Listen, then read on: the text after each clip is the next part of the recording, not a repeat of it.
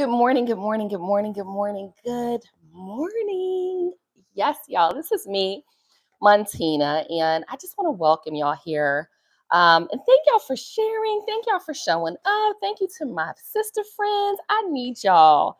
I need y'all. So, my name is Montina, and I created this daily dose of inspiration. I think we are like 50 plus. So, this has been a few months now because I needed it. I wanted a space and a place that was filled full of practical information. I don't need prayer, like I need prayer, but I know how to pray for myself. And, women always talk about marriage is so hard, but it's like, okay, what's so hard about it? And I'll tell you, I feel like I really have kind of cracked the code as it relates to what's really difficult about marriage. And it's because it's work. And the work is mental, physical, emotional, spiritual.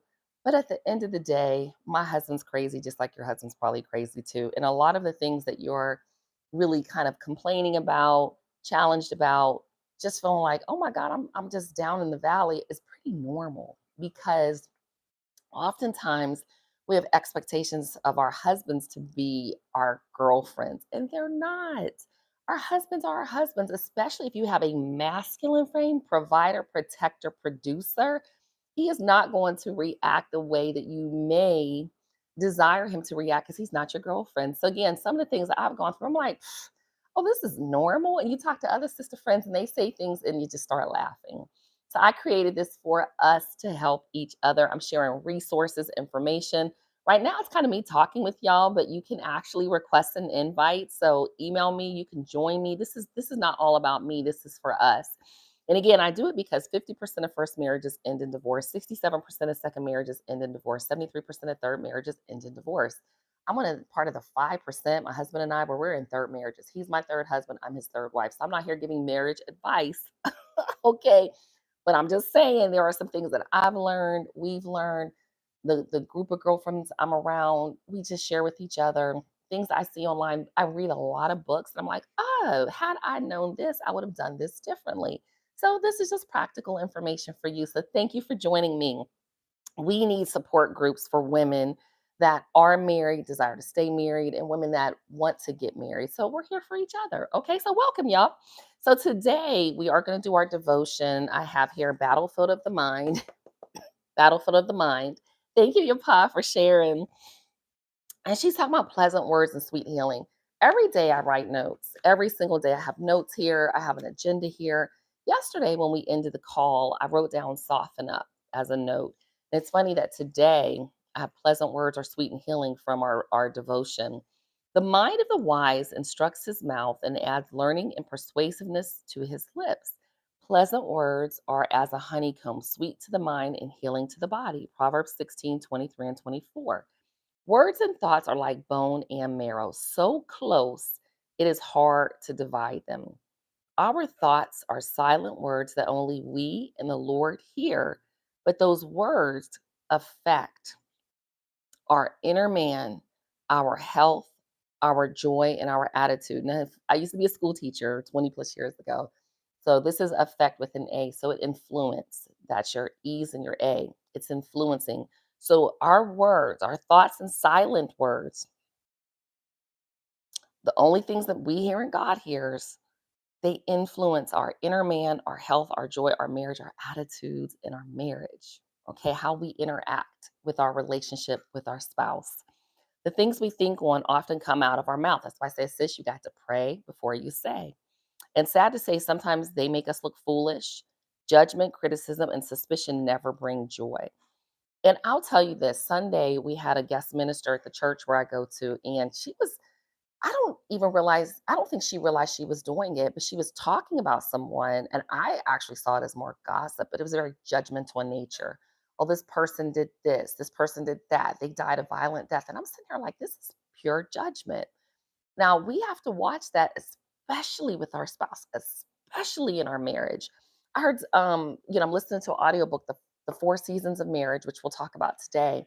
And in that, one of the women were talking about, my husband just wants to have sex with me all the time, all the time, all the time. And I'm just thinking, you're lucky your husband wants to have sex with you all the time. I mean, do you want your husband to have sex with somebody else? I mean, you're the only person he can get it from. My husband is the only person I can get sex from, and I'm the only person he can get sex from. So with that said, then sometimes again we hear things when we say it out loud. Well, I'm not in the mood. Well, we have to check our energy levels. So again, that's making it more practical. So with our P's, I talk about the power. The power comes from words, wisdom, reading, the word of God. Yes, we need to pray before we say and also meditate, listen and hear God. Let me see him. Speak to my mind. Let me see him how you see me. Let me see him how you see him. Let him see me how you see me. And again, meditation is important. Understanding the purpose of marriage. We'll talk about that a little bit today. And just making this practical today. Y'all know it's like, listen, marriage is hard. Okay, I keep hearing the same thing, but what's so hard about it? Oh, we need to communicate. Okay, I got that. Communicate about what? I don't like this person today. Or today, just, I had a tough day at work. He had a tough day at work. What are we talking about? So, again, our practical side, I want us to talk about is the four seasons of marriage. But, sis, you get to write or rewrite your love story. You get to write or rewrite your love story. So, a couple of books that I'm going to reference today. One, I actually wanted to read some of the comments because I read this and I said, oh, I got to get this, but I need to read the comments. I could not find my glasses, but that's okay. This one said this book has the potential to change the entire landscape. And this one actually said of the Black family, but this is any family. If we can get this book into the nads of every Black man and get them to read and study it together, it will change our community as we know it. The information inside is biblically sound and relies heavily on the men in the family to take full responsibility for themselves, their wives, and their families. This is where the real world work begins. It's easy and informative. I definitely recommend it. And the pastor actually that wrote it has been married 45 years. I made the right decision on buying this book. I enjoyed it very much and look forward to making better choices in life. This book is very interesting, informative. Self-help's not my way to go, but this person said it was a quick read filled with helpful information, kept my interest from start to finish. I'm not married, but I hope to be, and this book provides a very sobering, realistic view of the institution from personal stories. This book is called, we're not going to go through it today, but four things women want from a man. And I'll try to post it in there, but four things women want from a man. Okay. Understanding a lot of what I know now, this is the work I'm talking about. Now, I don't know about for you, but I need my marriage to last. Keith said, make it last forever. I want my marriage to last forever. Okay. I'm in a third marriage. I don't want to do this again, not because I don't want to do it again, because I want to get this one right. It's the same poo poo, different toilet. So with your marriage, listen, Montina, we doing all the work. And we cannot listen to what other folks are saying because they want the lives that we live.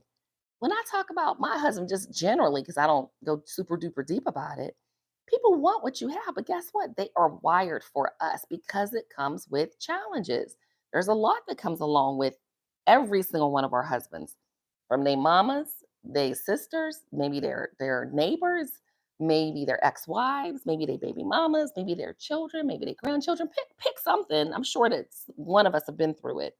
But the book that we're going to talk about specifically today, and again, I want you all, this is what I want for us. I want us to make this practical because we're doing the work, we're reading, we're understanding, we're gaining knowledge. This book is called The Four Seasons of Marriage. Okay. Secrets to a lasting marriage. Do you not want a lasting marriage that is beautiful? This is the book where I was speaking about, where he talked about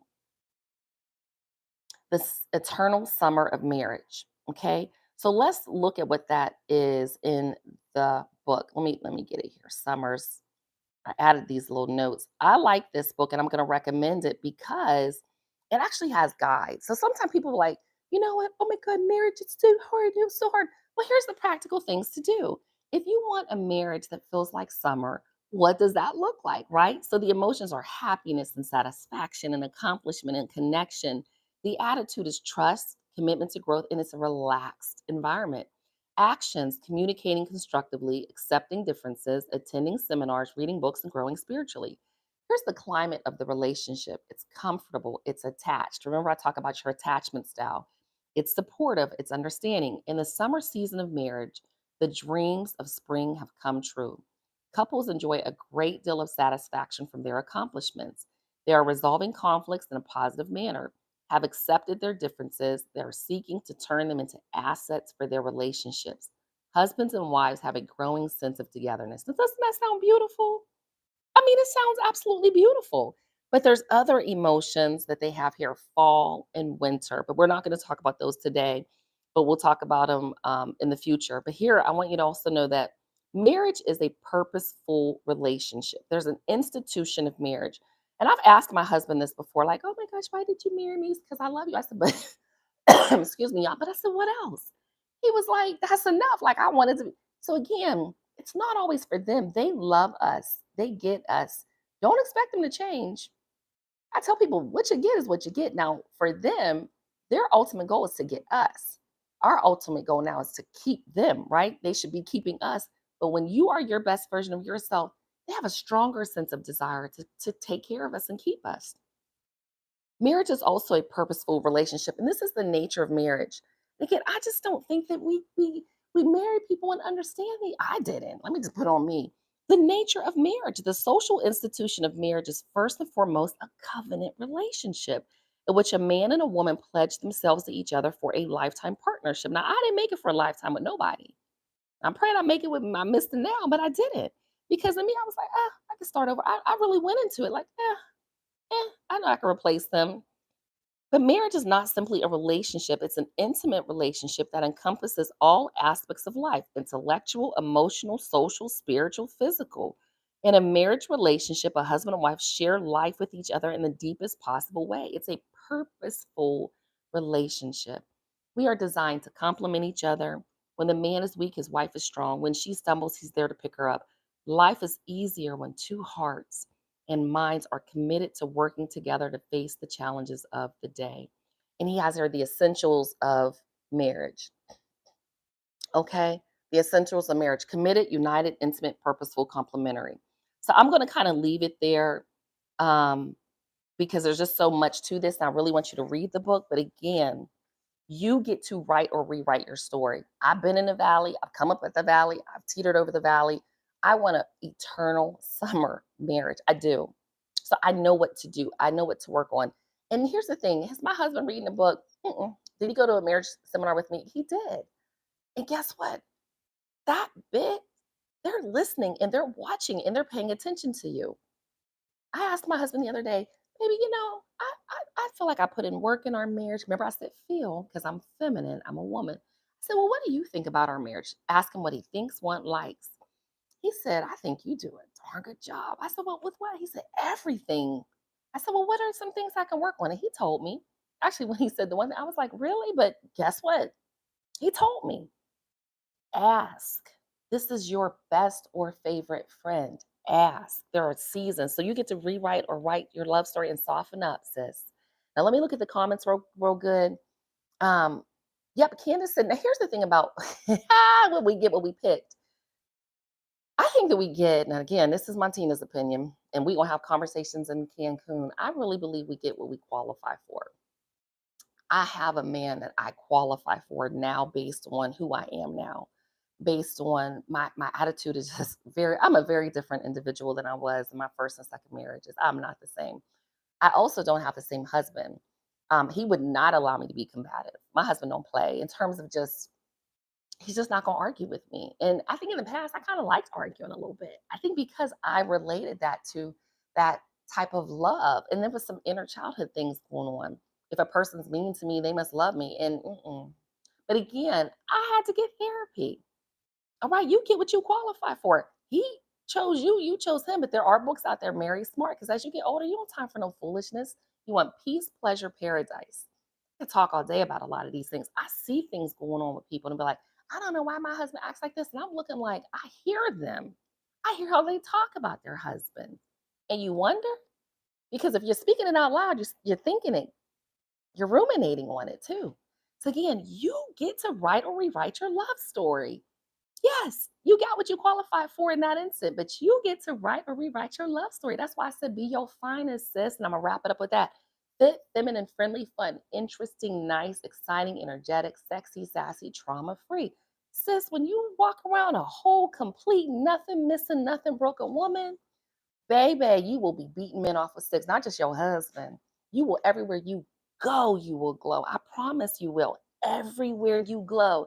Women, men, they're attracted to you because you're so peaceful. You're sweet. You're soft. You're kind. I had to soften up my voice. Okay, even the way I walk now is different because of the Chicago stepping.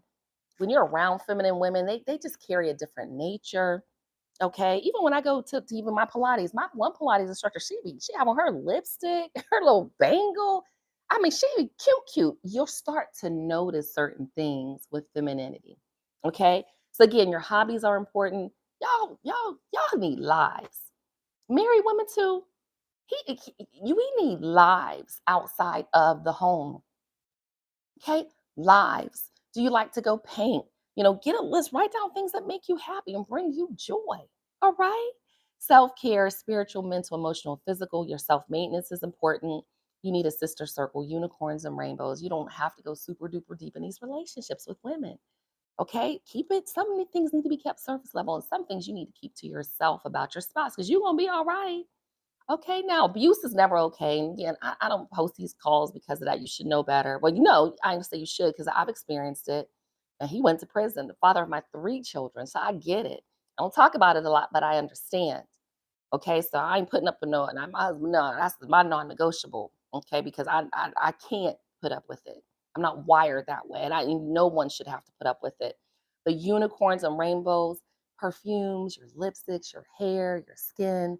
We're women. Talk about women things, girl. What you cooking? Again, shift the conversations. You don't have to overshare, and everyone doesn't need to know all your business. Put on the whole armor, Ephesians 6:11. Put it on, sis, because no weapon formed against you is going to prosper. It's not going to work. The joy of the Lord is your strength. But remember, there is a real enemy out here to get you. And actually, let me bring that up for those of you that are new to watching me. Okay, and welcome. So happy you're here. But our enemy, Satan, attempts to defeat us with strategy and deceit through well laid plans and deliberate deception. So if every day I'm not enough, you just get up, like I've already listened to a sermon, I've already been to Pilates, I'm getting ready to go downtown and do some work. This enemy, he call him what you want. He out here around saying, "Oh, how am I gonna get Montina today?"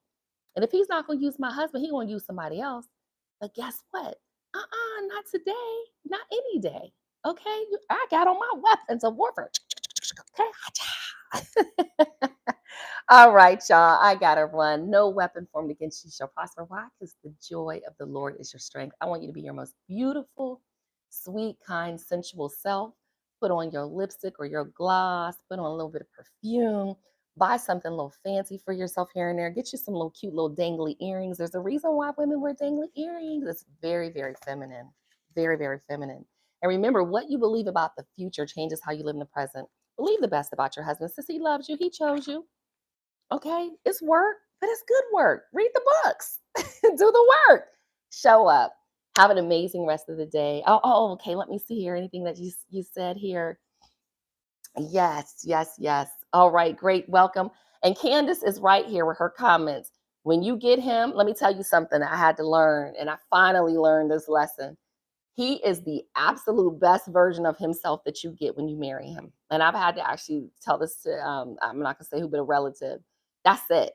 What you get is what you get. Now he might get better, but what you get is probably the absolute best version character-wise. Like he might get a better job and this and that. Money brings out the best or the worst in people, but it's what you get. My husband is who he is. He's always been this version of himself. My husband is helpful and generous and kind and a provider. This morning there was a big old spider outside me. He was like literally like this big. I was like, baby, he had a huge web. My husband went out there with the defense. Come here, take a picture. And I was like, kill it. But that's who he is. I was like, oh my gosh, being my girly self. He's my hero. Okay, I want you to put your husband in a position to be your hero, sis. I got to go. All right, Cena, good morning. Artavia, good morning. Your Pa, good morning. Hope, good morning. Hey, Deidre. Hey, Artavia, Cena. I see y'all. Hey, Candace. Hey, Antoinette. Deshonda, hello. Hey, sis, hey. Yes. All right. Oh, hey. All right, y'all. All right. Hey, Glendora. And hey, Judge Andrea. We are so happy that y'all are here. Have an amazing rest of the day. Love you guys. We got this. Sis, we got this. We got this. See you tomorrow. Bye.